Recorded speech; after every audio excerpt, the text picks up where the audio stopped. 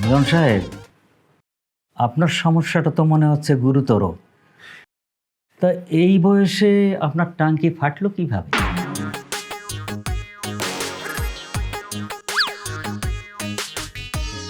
টাঙ্কি ফাটে নাই, টাঙ্কি একদমই ফাটে নাই। মাঝে মাঝে যেটা হয় টাঙ্কি ওভারফ্লো হয়ে পানি বাইরে হয়ে আসে না, ঘটনাটা আজকে এটাই ঘটছে আসলে। তা আপনার এই সমস্যাটা কতদিন থেকে? বললাম তো আজকেই।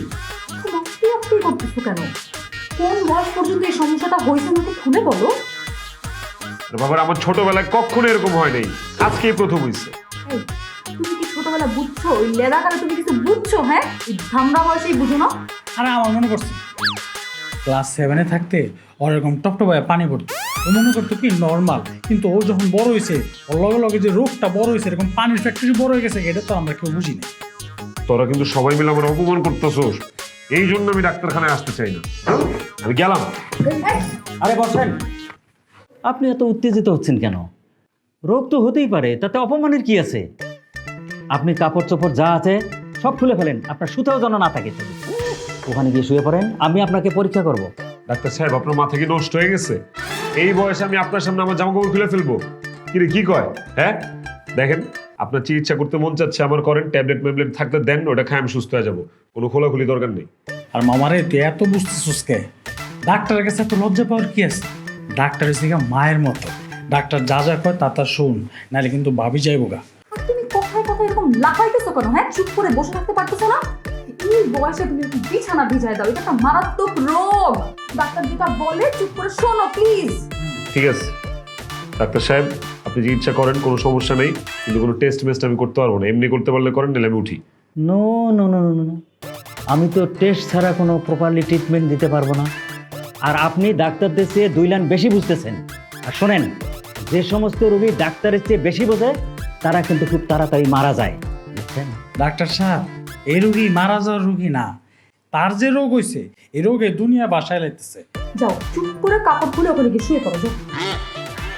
এবার কিন্তু বেশি বেশি করতেছে, আমি একবার বলছি এসব কইরো না। তোর সাথে আমি থাকবোই না। বুঝছি, সোজা আঙ্গুলে ঘিউ নাই। আপনার ধরেন তো, ধরেন ধরেন ধরেন। চিকিৎসা লাগবে তো? বন্ধু, তোর সুচিকিৎসার দরকার আছে, নাহলে কিন্তু ভাবি থাকবো না, বুঝতো? আরে কি বুঝলাম না, আমি কি ডাক্তারখানায় আসছি না ডাকাতের কাছে আসছি? তোমরা সবাই মিলে নিশ্চয়ই কোনো একটা সর্বনাশ করতে চাইতেছো আমার। এই বয়সে বিছানা যেহেতু ভিজাইতেছো, তোমার সর্বনাশ হতে এমনিও কিছু বাকি নাই, তাই না? আরে হ্যাঁ, আপনার চিকিৎসা লাগবে তো। আসেন আসেন। আরে আয় তো মামা। মামা তুই আমার বন্ধু, তুই এরকম করতেছিস কেন?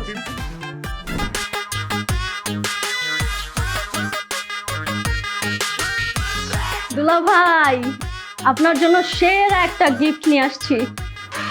এইটা কি? ঘুমের ঔষধ। এটা পরে আপনি রাতে শুয়ে থাকবেন, আষাঢ় মাসের বৃষ্টি নামলেও বিছানা ভেজার সম্ভাবনা নাই। হাড়ায় একটা দিব, একদম দাঁতের মারি আলগা করে ফেলাবো, চিনোস? হ্যাঁ এই আমি না তোর দুলা ভাই, আমার লোকে মস্করা করস কেন? তারপরে এইসব মস্করা তোমরা সবাই মিলে আমার সাথে মজা নিতেছো, তাই না? এই মজা করতেছি মানে? এটা কি আমাদের বাসা, আমাদের বেডরুম, আমাদের বিছানা এটা যে তুমি রাতের বেলা ভিজায় রাখবা, সকালে উঠে আমি ধুয়ে দিব? এটা একটা সেফটি। যাও যাও পরে আসো, যাও। দুলা ভাই, এটা তো আমার রুম, বিছানাটা যাতে নষ্ট না হয় তাই আপনাকে প্রোটেকশন দিলাম। আর ট্রাউজারের নিচে পরে থাকলে প্রবলেম কি? কেউ তো আর দেখছে না আপনাকে যে আপনি ট্রাউজারের নিচে এটা পরে আছেন। ওরে আল্লাহ রে, তোমার বোনের সাথে সাথে তোমার মাথার তারও ছিঁড়ে গেছে, তাই না? কেন আমি এই বিছানা ভিজাবো? এটা কি আমার বাসার বিছানা? এটা তোমার বিছানা। আমি তোমাকে কমিটমেন্ট দিতেছি, আমি এই বিছানা ভিজাবো না। খুশি? বললেই হইলো। এই তোমার বিশ্বাস করা যায়? ঘুমের মধ্যে তুমি কিভাবে কন্ট্রোল করবা? আরে কন্ট্রোল কখন করা লাগবে? যখন আমি ঘুমায় যাব। আমি তো আজকে রাতে ঘুমাবোই না, তখন আমি সারা রাত চায়া থাকবে এরকম করে উল্লুর মতো করে। বুঝো না, আমি ঘুমাবো না। আমি না ঘুমায় দেখবো যে আমার নিজের কন্ট্রোল ক্ষমতা কতটুকু। আমার তো জানতে হবে আমি কন্ট্রোল করতে পারি কি পারি না। তোমরা দেখো আজকে রাতে কোনো কিছু ভিজবে না, আমি কথা দিলাম। হইছে, বুঝছি। আমি বাবা কোনো রিস্ক নিতে পারবো না। আমি চাদর এক পাশ দিয়ে উঠাই দিতেছি, তুমি চাদর আচ্ছা যা রাখো, বুঝছি, বুঝে গেছি। আমার এই রুমে থাকার যোগ্যতা নেই, তোমরা আমাকে এই রুমে থাকতে দিবে না, তাই তো? আমি দরকার পড়লে বাথরুমে যায় থাকবো। তারপর আজকে রাতে আমি ঘুমাবো না। তুই করলে ডাইরেক্ট বাথরুমে করবো, কিন্তু তারপর রাতে বলে আমি সজাগ থাকবো। আজকে তুই খুশি খুশি হ। এটা করলে বিছানাতে ঘুমাইতে পারতা। সত্য। আপু, দুলাভের মাথা কিন্তু একবারেই গেছে। এটা কোনো কথা? শ্বশুর বাড়ি পর্যন্ত যাই না গেছে। খালি যাই না গেছে, আজকেও তো বিজয় দিচ্ছি, তবে একটু অল্প বিজয়ছি। আরে রে, তোর যে অবস্থা মামা, এই অবস্থা তো শ্বশুর বাড়ি মুখ দেখানো উচিত না। তার মধ্যে আবার ওই জায়গায় যা উঠছস, অনেকদিন বেড়াইতেছস, আবার এদিকে প্রাউড ফিল করতেছো যে এই জায়গা থেকে মান সম্মান রাখলি কিছু। আরে বাবারে চিল্লাইতেছস কে? এটার একটা সমাধান বাইর কর যে কেমনে এই সমস্যার সমাধান হবে। সমস্যার সমাধান কেমন হবে? বেশি বুঝে তো ডাক্তারের কাছ থেকে পলাইছো। আচ্ছা, আমার একজন পরিচিত কবিরাজ আছে, তুই কবিরাজের কাছে চল, দেখবি সমস্যার সমাধান না। ভাইজান, এই যে আমার মেয়ের জামাই, ওর কথাই আমি বলছিলাম। জামাই, উনি সম্পর্কে তোমার কাকা হয়। আসসালামু আলাইকুম কাকা। ওয়ালাইকুম সালাম। তো জামাই বাবাজি, এই ছোটবেলা থেকেই কি তোমার বিছনা ভিজানোর স্বভাব নাকি? রাত্রে স্বপ্নে কিছু দেখো টেকো? আব্বাজান, আপনার বিবেকের মধ্যে কি ঘাস জন্মাইছে যে আপনি একটা বাইরের লোকরে আপনার জামাই বিছানা ভিজায় দেয় সেটা বলে দিলেন? জামাই, তুমি রাগ করতেছো কেন? এইটা কি চাইপা রাখার জিনিস? এইটা তো চিকিৎসা করতে হবে, এটা তো অসুখ। আমি এই জন্যে বাইরে ডাইকা নিয়ে আসছি। উনি আবার ঝাড়ফুঁক খুব ভালো করে। আমার একটা দায়িত্ব আছে না? হ্যাঁ, দায়িত্ব তো আছেই। তাহলে কাজ করেন, হ্যাঁ, একটা গরু লয়। আমার শ্বশুর একটা গরু দেয়, আপনি গরু জবাই দেন, দিয়া মাইকিং করে পুরো মহল্লায় জানায় দেন যে আপনার মেয়ের জামাই বিছনা ভিজায় দেয়। এই জামাই তো দি হালকা বেয়াদব আছে। আপনি আবার জামাই শ্বশুরের মাঝখানে নাক গলাইতেছেন কিসের জন্য? এই মিনু, এরকম করতেছিস তো? ওনারা মুরব্বী, বেয়াদবি করিস না। এত লাফায় না জামাই। তুমি আমার চিনো? আমি জুম্মন ফকির। একটা মন্ত্র পড়ে এমন ফু দিমু না, তোমার বিছনা ভিজা তো দূরের কথা, তোমার পানি পড়া সারা জীবনে লেগে বন্ধ হয়ে যাইব। আব্বা, আমি কিন্তু ভুলে যাবো সে আমার কাকা শ্বশুর। আমার কিন্তু ধৈর্যের বাঁধ ভাঙা যাইতেছে। এই বেয়াদব জামাই, থাপ্পড় দিয়ে দাঁত ফেলাই দিব। যাও, চোখের সামনে থেকে যাও। আমার চল তো। আরে তোরা অভিশাপ দিলাম, সারাদিন তোর পানি চুইয়া চুইয়া পড়বো।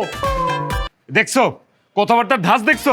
এই বেটা, এই আধা ঘন্টা পরে তুই গেট খুলছোস কেন? আবার নগদে চোখ পল্টি? হ্যাঁ, তখন মতো দাঁড়ান রে, মনটা যে কি চায় রে। আরে থামো তো, চলো ভিতরে চলো। আরে কি থামু, তুমি দাঁড়াও। এই তোর কই তুই আজকে কি করতেছিলি? তুই আমার আধা ঘন্টা কে লিগে দরজা ঠকঠক করা লাগলো? ভিডিও কলে কথা কইতেছিলি তাই না? তো তো স্বভাবই ওইটা। তোর টাকা দিয়ে কিনলি তোরে? এটা দাঁড়ায় থাকার লেগে না? এখানে খাড়ায় থাকবি, এখানেই খাড়ায় থাকবি তোরা। মনে হয় টাকা দিয়ে কিনে লইছেন। মানুষ কি 24 ঘন্টা গেট ধরে দাঁড়াই থাকবো নাকি? দাঁড়ান বলে কি আমার কোনো টয়লেট বাথরুম জরুরি কাজ থাকতে পারে না? মানুষ তো আর আমাদের মতো না যে টয়লেটের কাম বিছনার মধ্যে সেরে ফেলাইবো। এই তুই কি বলি? কত বড় সাহস তুই সামান্য একটা দাঁড়ান আমার এই কথা বলি? মেরে ফেলো। আপনি কি মনে করছেন? আপনি মনে করছেন আমি জানি না? খালি আমি কে মহল্লার হক হলেই জানি যে আপনি বিছানায় মতো। এই সমস্ত আকাম কুকামের কথা রকেটের আগে ছড়ায়, রকেটের আগে। আজকাল পাঠাচ্ছি না, তুমি আমার থামে না, ওরা আজকে মেরে ফেলো। আমি ঘটনা তো সত্যি, কয়জনের মারবা তুমি? হ্যাঁ, উনারে মাইরা কোনো লাভ আছে? ওরে বাবা রে, তুমি আমার বউ দারুণের পক্ষ নিতেছো? হ্যাঁ, এই তোমার একটা কথা সাপ সাপ বলে দিই, তুমি তোমার বাপ মা ভাই বোনের সাপোর্ট আমি কিচ্ছু বলি নাই, কিন্তু আজকে তুমি দারুণের পক্ষ নিতেছো, এটা কিন্তু মানতে পারতেছ না। আসলে মূর্খ দারুণ। হ্যাঁ, আমি তো মূর্খই। শোনেন, গরিব আছি, মূর্খ আছি, ভালো আছি, আল্লাহ অনেক ভালো রাখে। আপনার মতো তো মুইত্যা বিছানা বিজাই না। এই ভাবি ভাবি তো সত্যের পক্ষে আছে, ন্যায়ের পক্ষে আছে, ভালো কথা বলতে, আর আপনি তারে বকাঝকা শুরু করেন। আর মিয়া, আপনি তো কপাল ভালো যে ভাবির মতো একটা পরীর বাচ্চা পাইছেন। অন্য কে হইলে একটা দিন আপনার লগে থাকতো না। আজকে কিন্তু তুই মাত্রাতিরিক্ত করে ফেলাইতেছস। তোর কথা শুনে কিন্তু আমার খিচ উঠে গেছে রে।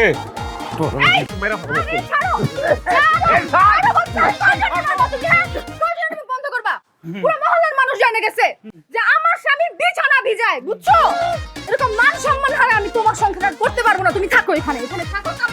আরে তুমি তো অর্ধেক এলাকার মানুষের সব জানাই দিলা। বউ বউ বউ করো, কোনো লাভ নাই। দামরার মতো একটা মানুষ বিছানায় মতো এখন বউ বউ করতে পায় ধরে আনতে পারবি না। যা তুই।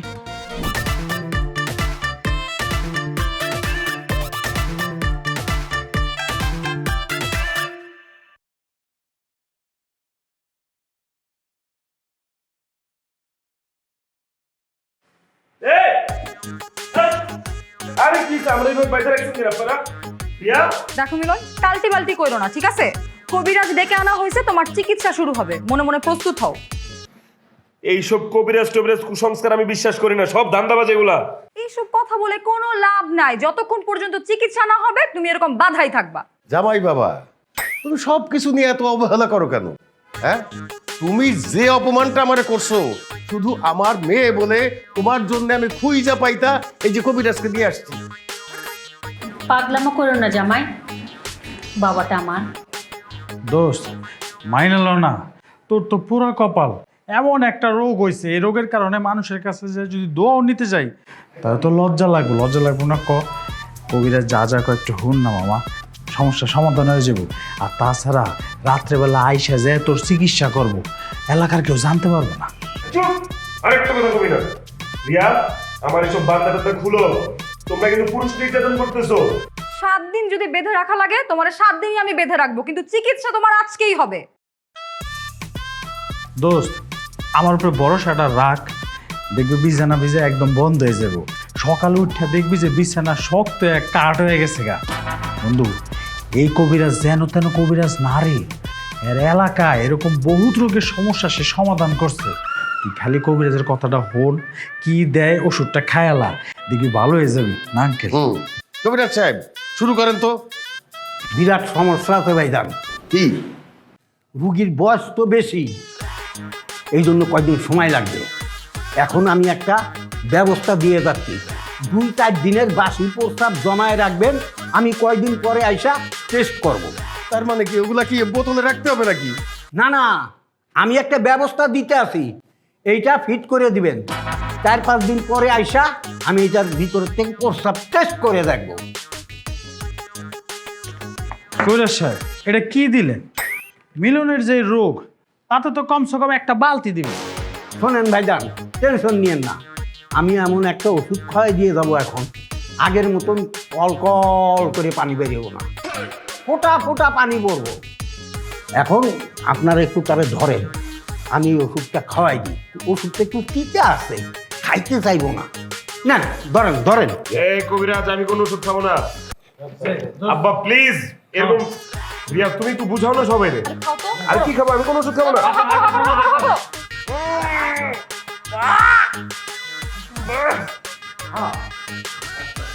না, আর খাবো না আমি। আরেক চামচ, আরেক চামচ, আরেক চামচ।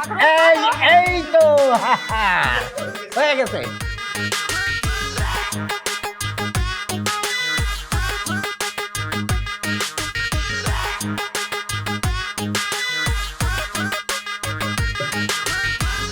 এই, এটা একটু ধরো তো, আমার হাত ব্যথা করতেছে, অনেকক্ষণ ধরে ধরে আছি। এসছে, আমি এটা ধরতে পারবো না, নিজেরটা নিজে ধরে রাখো। ওরে বাবা রে, এটাই স্বামী স্ত্রীর মহব্বত না? এই ভালোবাসা। হাতি গড়তে পড়লে ওই যে কয় না কি কি জানি। আচ্ছা ঠিক আছে, তুমি আমারে কেন নিয়ে আসছো আমারে বলো। দরকার ছিল তোমার মার্কেটে যাওয়ার, তুমি যাইতা, আমার কেন নিয়ে আসছো? এটা আমি ধরে ধরে যাইতেছি, মাইন্ড আমার দিকে তাকায় আছে, আমার খারাপ লাগতেছে না? শোনো, মানুষের যা বলার যা ভাবার সেগুলো সব ভাইবে ফেলছে, এগুলো শুনে শুনে আমার অভ্যাস হয়ে গেছে। এই মিয়া, সাবধানে চালাও মিয়া, গাঞ্জা খেয়ে রিক্সা চালাও। কি বলতো সব? তুমি বুঝতেছো না? হ্যাঁ, জিনিসটা তো সেনসিটিভ জায়গায় লাগানো। আমার তো জ্বলতেছে, আমি তো বুঝতেছি আমার কেমন জ্বলতেছে। ট্যাপটা যদি একবার খুলে যায় তাহলে কি হবে? তুমি বুঝতেছো বিষয়টা? করবা এই যে, এই এইগুলো কি? সরি কাকা, সরি সরি সরি কাকা।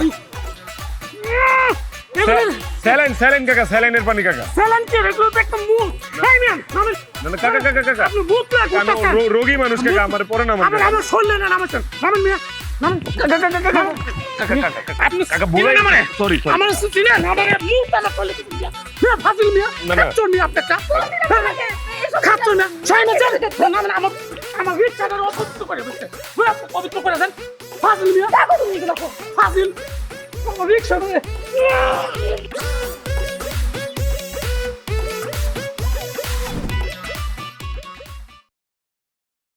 আরে বাবারে, তোমার আর কতক্ষণ লাগবো? আমি কতক্ষণ এটা হাতি নিয়ে রাস্তার মধ্যে এমনি দাঁড়ায় থাকো? মানুষ আমার দিকে কেমনে কেমনে তাকাইতেছে তুমি জানো? হ্যাঁ, না না, তুমি আমার বলতে হবে তোমার আর কতক্ষণ লাগবে। আমি আর এমনি দাঁড়ায় থাকতে পারবো না, রাস্তার মধ্যে আমি প্যারা খাইতেছি অনেক রে ভাই। এই মেয়ে দাঁড়ান, এটা কি দিছেন? ভাঙতি নাই, আপনার কাছে 10 টাকা দিছি, 10 টাকাই রাখেন। এই রাখো তো তুমি, তোমার আমি ফোন দিতেছি। কি দিছেন আপনি এটা আমারে? ভাঙতি নাই, 10 টাকাই রাখেন। এই আপনার কাছে কি মনে আমি ভিক্ষুক, আমি ফকির? আপনি আমার 10 টাকা দিলেন কিসের জন্য? ওকে আপনি ভাই? ধরেন ধরেন, আমি কে সেটা আপনি পরে জানলে হইব। দেন। আরে বাইরে 100 টাকা দিলে তো ঠিকই নিতেন, বাটপারি শুরু করছেন। ওই তুই কারে বাটপার কইলি? তোর আমি মুইটা বিজাই দিব, তুই দেখি। বাসা নিয়ে যান। রাষ্ট্র রাস্তার মধ্যে কি শুরু করছিস? আরে মামা, আমারে ফকির মনে করে 10 টাকা দিয়ে যাইতেছিল গা। ফকির?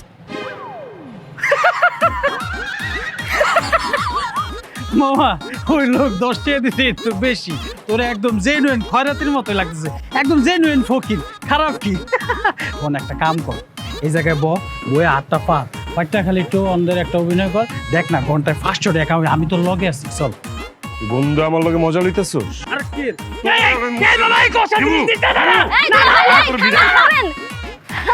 দুলা ভাই কি অবস্থা আপনার?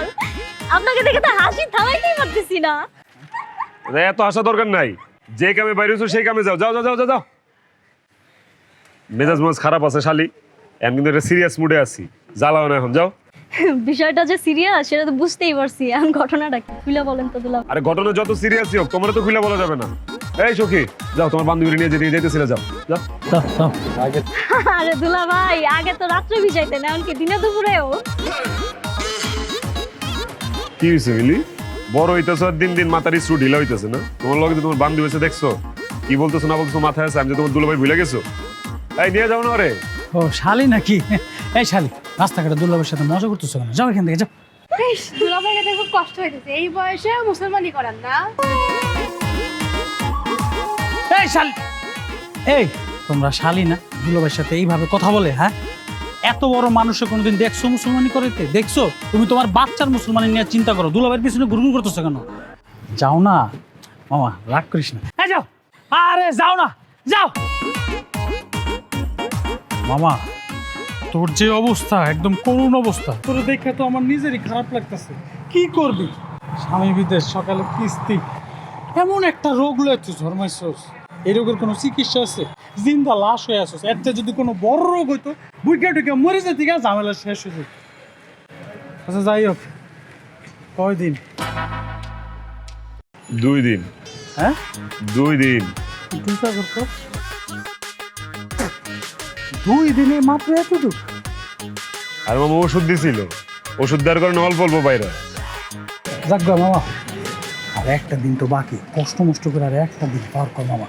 তারপর থেকে তোর জীবনের এই রোগ খালাস, তুই সারা জীবনের লেগে মুক্তি পেয়ে যাবি, আর তো ভাই পড়বো না। বন্ধু একটু ধর না, আমার হাতটা খুব ব্যথা করতেছে, পুরা ডানাটা আমার, মানে সমস্যা নাই, আমি আর ধরবো এ না না একটু এটা ধর, এটা ধর, একটু ধর, ধর না মামা, একটু ধর, হাতটা অনেক ব্যথা করতেছে। মামা, এই দেখতে দে, বৃষ্টি তো। আরে বাবা ধর। ও রে বাবা রে, বন্ধু অনেকদিন তোর লাগে আড্ডা দিন, আজকে সারাটা বিকাল তুই আর আমি বন্ধু, 2 বন্ধু মিলে আড্ডা দিব। বিলের মুখ ভালো, এই জিনিসের তো বিলের জিনিস ভালো। 2 বন্ধু মিলে আজকে আমরা ফুচকা খাবো। মামা পাগলামি করতেছস কে? আর নিজের হাতে তুলে নিস না, কবিরাজ তো, দেখা গেল ফুফা দিয়ে দিল, তোর কিন্তু নিচে তো উপর বন্ধু সব আটকে যাবে। রাখবে আটকা যাবে, আটকানোর আর বাকি আছে কি? সব তো ছুটতে গেছে, মান ইজ্জত যা ছিল সব হইছে এই ফাউল কবিরাজের লেগা। মান সম্মান যা ছিল মামা সব ধুলায় মিশা গেছে এই কবিরাজের লেগা। আমার কি মনে হয় জানোস? কি? এই কবিরাজ জাইন্না শূন্য আমার লগে গেম খেলছে, করেছে মেরা ফেলাও মামা। শুনো আমার কথা, শুনো, আমারে মারো কাটো যাই করো, তোমার তো রোগটা ভালো হইতে হবে, থেরাপি একটা নেওয়ানি লাগবো। আমার কোনো থেরাপি মেরাপি লাগবো না, কিন্তু তোমার মতো এই বন্ড কবিরাজের এই পৃথিবীর বুকে বাইচা থাকার কোনো অধিকার নাই। আয় আর উস করে ছাদের থেকে ফালাই দিব এখন। না না না, শোনো ভাতিজা, শোনো শোনো, এই আমার ছাদ থেকে তোমার ফালানো লাগবে না, আমি নিজেই ফাল দিয়ে বলবো। কিন্তু কথা আছে একটা, শেষ থেরাপিটা তোমার নীতি হইব, তাহলে তোমার মান সম্মানও বাচ্চা যাইব, ইজ্জতও বাচ্চা যাইব, অসুখও ভালো হয়ে যাইব। আমার আর কোনো থেরাপি মেরাপি লাগবো না মামা, আমি কিন্তু মাথা মতো আওলায় যেতে সরে ফালাতো ছাদের থেকে। আরে মামা পাগল হইছস নাকি? বুঝতেছস ঘটনাটা তুই? এই কবিরা যদি ছাদ থেকে ফাল দিয়া মরে যায়, তাহলে তো আমরা ফাইসা যাবো, 14 শিখের ভিতরে থাকবো। এর চেয়ে ভালো হয় কি, কবিরা যা কয় তুই একটু হুইনালো না, সমস্যা কি? এ কাকা কর না, কি থেরাপি কর? আমার কাছে একটা কষ্টের থেরাপি আছে, এই থেরাপিটা রাত্রে তুমি যদি লাগায় রাখো তাইলে আর পানি বাইরে পড়বে না। কিন্তু একটা কথা আছে, এই কষ্টেপটা 3 দিন আর হইলে হবে না, বাইরের কষ্টে বইতে হবে, আঠাযুক্ত এবং মোটা। বিদেশি কষ্টেপ কই পাবো কত? আরে আমি আছি কি করতে মামা, এত টেনশন লস কে লেগে? টেনশন লেগে নেনে কা, টেনশন দেনে কা। মামা আমার একটা বন্ধু আছে, চায়নায় থাকে, বাড়ির থেকে মাল ইম্পোর্ট করে, ওরে দিয়ে আমি একটা দামি মোটা কষ্টিপ আনাই লিতেছি, সমস্যা নাই তো। তুই শেষবারের মতো কবিরাজের কথাটা হুন। ঠিক আছে, আমার বন্ধু যেহেতু সম্মতি দিছে আর আপনি মুরব্বী মানুষ, এবারের মতো মাফ করে দিলাম। তার কোনোদিন যদি কানে আহে আপনি ভাওতাবাজি চিকিৎসা দিয়ে বেড়াইতেছেন, সত্যি সত্যি উস্কায় ছাদের থেকে ফালাই দিব, বাজার কিন্তু আর কোনো সম্ভাবনা থাকবে না বলে দিলাম। চল। ভাতিজা কি করো আরে বান্ডা তো খুইলা দিয়া দাও, নাইলে কিন্তু কঠিন ফুদমু।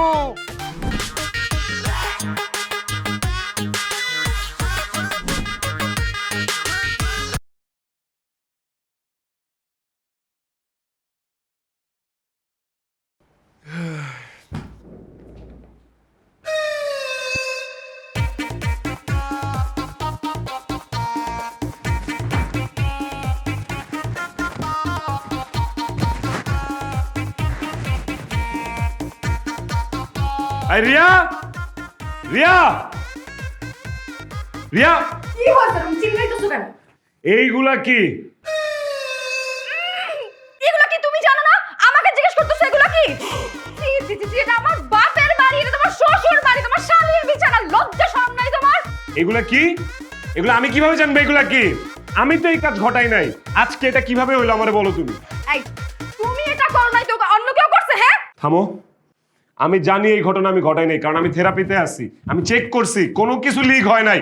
এইটা কিভাবে ভিজলো তোমার আজকে আমার এটা বলতে হবে। কি হয়েছে এটা বলো। কি প্রমাণ আছে তোমার কাছে? হ্যাঁ উল্টা পাল্টা কথা বলতেছো কেন? হ্যাঁ এখন মিথ্যা কথা বলা শুরু করছো না? বলবো না তাই না? ধরো আব্বা, আম্মা, কিসে কি কি করছো জামাই এটা? আরে আব্বা এইটা কিছু না, এটা এটা এটা এটা হিসু না। আপনি যেটা মনে করতেছেন এটা সেটা না। তাহলে কে করছে? এটা আপনার মেয়েরে জিজ্ঞেস করেন তাইলে এটা কি। আমার মেয়েরে কেমনে জিজ্ঞেস করবো? আরে এইখানে তো তুমিই সও নাকি? আর এটা তো আমি করি নাই আব্বা, আমি একটা থেরাপিতে আছি, এটা কস্টেপ থেরাপি, সব ঠিকঠাক আছে, কোনো লিক হয় নাই। এই ঘটনা আমি ঘটাইনি আব্বা আজকে। আপনি জিজ্ঞেস করেন এটা কিভাবে হয়েছে। আম্মা জিজ্ঞেস করেন। তোমার সিস্টেম ফেল করছে, এই জন্যই বাইরে গেছে। আব্বা প্লিজ আমার একটাবার বিশ্বাস করেন, এই ঘটনা আমি আজকে ঘটাই নাই। আমি নিশ্চিত আমার বিরুদ্ধে ষড়যন্ত্র চলতেছে, কেউ আমার পিছনে গুটি চালতেছে। আব্বা কিসের ষড়যন্ত্র? এইসব বাজে কথা বইলো না। তোমার কারণে 3 মাস ধরে আমি বাইরে হইলে মানুষের কথা শুনি। আপনার জামাই বিছানায়, ছি ছি ছি ছি, এই কথা তো মুখেও আনতে পারতেছি না। যাই হোক, এখন আর নতুন সাফাই গাইও না, যা করতেছিলা তাই তো করতেছো। আব্বা আগে যা গেছে গেছে ভুলা যান, কিন্তু আজকে এই ঘটনা আমি ঘটাই নাই। আম্মা আপনি তো মেরে জিজ্ঞেস করেন এটা কিভাবে ঘটছে, বলেন। কি হয়েছে বল, কি করছিস তুই? আমি কিভাবে বলবো কি হয়েছে? তোমরা জানো না কি হইতেছে এখানে? আরে রিয়া কোথায় কি করলো? 3 মাস ধরে তো ওই করতেছে, তুমি রিয়ার দোষ দাও কেন? আজকে যদি আব্বা আম্মা আপনারা এই ঘটনা একটা বিহিত না করেন, তাহলে আমি একটা ঘটনা ঘটায় ফেলবো। তুমি বানায় বানায় কথা বলতেছো কেন? এই তুমি স্বীকার করবে না রিয়া? আমি কি এখন তোমার মনের শান্তির জন্য বানায় বানায় স্বীকার করবো? বানায় বানায় বলবো? করবা না তুমি স্বীকার? আমি কেন স্বীকার করবো? আমি কি স্বীকার করবো? স্বীকার করবো, করবো না। আরে কি আশ্চর্য! কি করছিস তুই মা? আমি কিচ্ছু করি নাই আব্বা। আরে কি কি সর্বনাশের কাণ্ড হইতেছে!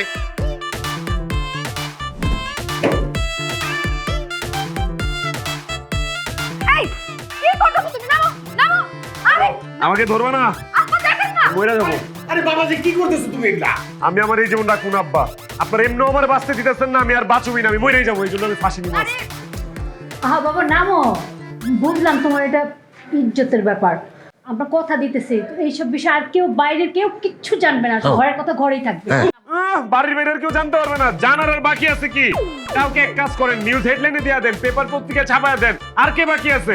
সবই তো জানাই দিছেন, আমি মরেই যাবো। আমি কি করতেছো তুমি? নামো তো নামো।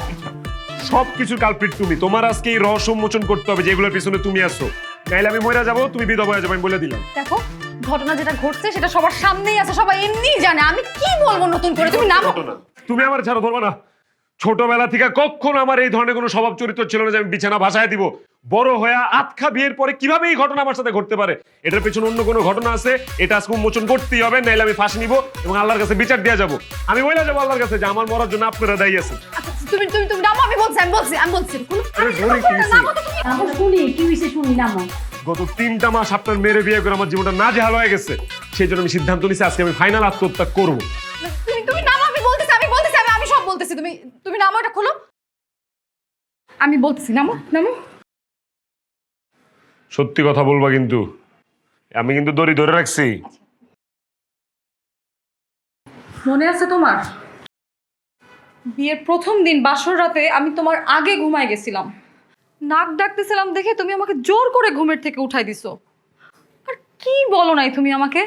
খ্যাত আনকালচার কোত্থেকে উঠে আসছি, ওইখানেই থামো নাই তুমি। পরের দিন সকালবেলা সমস্ত নতুন আত্মীয় স্বজনদেরকে ডেকে এনে আমাকে অপমান করছো, বলছো যে এরকম বেড়াইম্মা বউ কোত্থেকে ধরে আনছি। অনেক অনেক অপমানিত বোধ করছিলাম আমি। নতুন বউ হিসেবে এটাকে আমি ডিজার্ভ করতাম বলো? আচ্ছা, হাজবেন্ড হিসেবে তুমি আমার সাথে কথা বলতে পারতা, আমার ট্রিটমেন্ট করাইতে পারতা না? তুমি এগুলা করো নাই। তুমি আমাকে সবার সামনে অপমান করছো। ওই দিনের পর থেকে আমি কোনো রাত তোমার আগে ঘুমাই নাই। প্রত্যেকদিন তুমি ঘুমায় যাওয়ার পরে আমি ঘুমাইছি। কত কত রাত তো আমি ঘুমাই নাই। তুমি অফিসে যখন গেছো তারপরে আমি সকালবেলা ঘুমাইছি। ব্যাস, ওই সময় আমি ডিসিশন নিছি যে আমি এটার একটা প্রতিশোধ নিব। তুমি ঘুমায় যাওয়ার পরে আমি বিছানায় পানি ঢেলে দিতাম তোমাকে বোঝানোর জন্য যে রোগ নিয়ে হাসি তামাশা করতে হয় না। আমি চেয়েছিলাম তোমাকে একটা উচিত শিক্ষা দিতে, তোমাকে এটা বুঝাতে যে রোগবালাই যে কারোই হতে পারে, এটা সুষ্ঠু চিকিৎসা দরকার। এটা নিয়ে হাসি তামাশা করা উচিত না।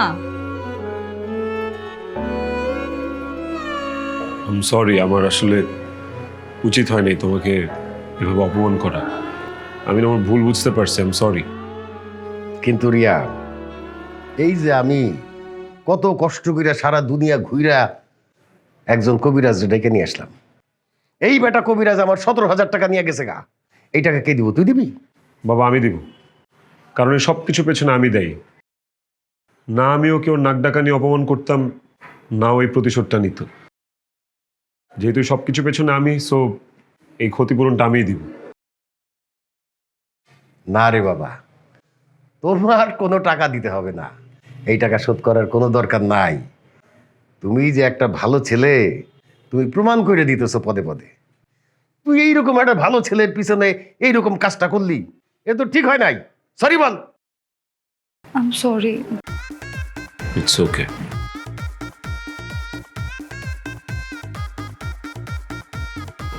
সাইরা দাও।